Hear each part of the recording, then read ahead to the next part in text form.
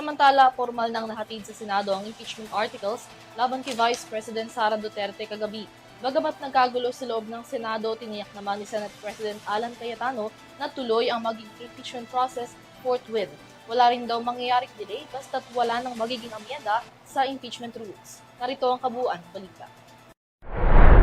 Matapos ma-transmit kagabi sa Senado ang impeachment articles laban kay Vice President Sara Duterte na inendorso ng House of Representatives, nilagdaan na ngayong Huwebes ni Senate President Alan Peter Cayetano ang liham na kinukumpirmang natanggap na ito ng mataas na kapulungan.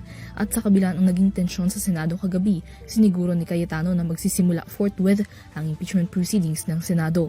Sa isang press conference ngayong Huwebes, kinumpirma ni Cayetano na sa Lunes, hindi malabong ibibilang na ang impeachment article sa order of business ng Senado para sa kaukulang referral. Aniya, hindi magkakaroon ng delay sa proseso lalo pa at sa panig ng Senate majority na pagkasunduan na nilang i-adopt ang kasalukuyang impeachment rules. I don't see any amendments to the rules.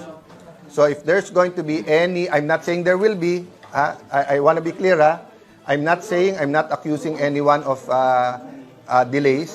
I'm saying it won't come from the majority kasi nag-meeting kami kagabi. We are happy with the former rules. Kung ano yung good na rules kay sa mga dating na-impeach, good din sa amin ngayon.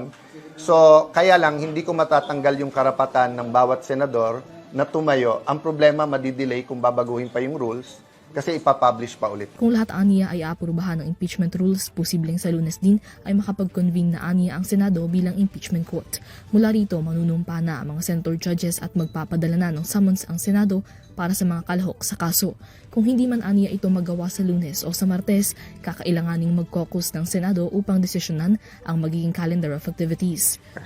So the biggest issue for me is the balancing between the legislative work given the mga crisis na humaharap. Kung maganda takbo na ekonomiya and we don't need any urgent legislation, pwedeng mag 90-95% sa impeachment court.